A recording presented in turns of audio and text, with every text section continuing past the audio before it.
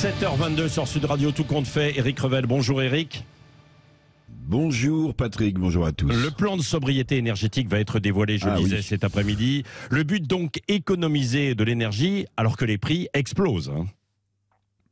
Oui, après la crise sanitaire dite crise Covid, on est encore un peu dedans, et les plans de confinement, les contraintes dans les transports, dans les restaurants. Voici donc la crise énergétique avec son plan de sobriété qui vise à réduire donc la consommation d'électricité globale de 10%, le tout pour éviter des coupures cet hiver.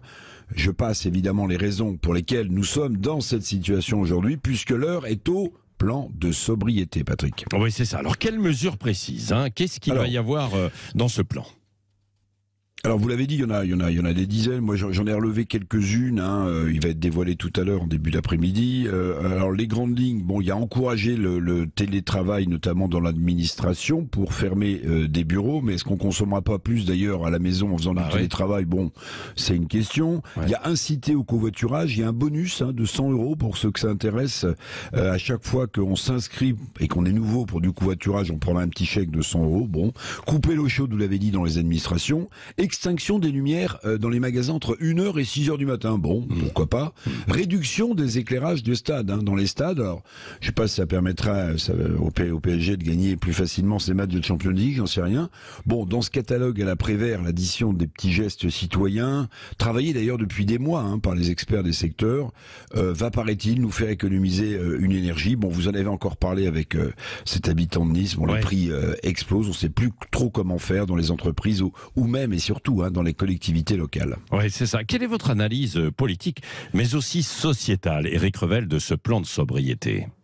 Bon, moi je vois deux avantages. Le premier, si c'est encore possible, ce serait d'enclencher une sorte de grand mouvement collectif de solidarité autour de ces économies d'énergie. Parce que la solidarité d'une nation, c'est toujours bon, c'est toujours un ciment.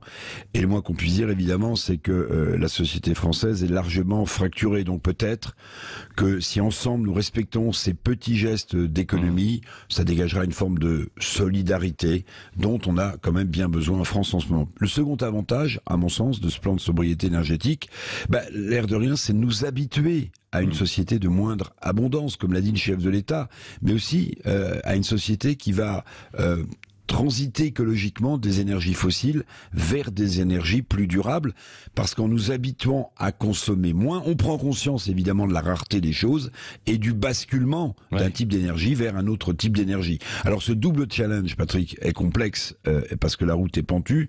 Il y a la crise sociale, il y a la crise économique qui angoisse déjà les Français.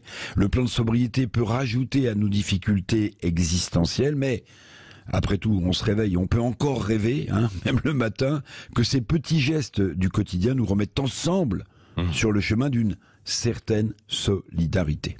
Merci Éric Revel.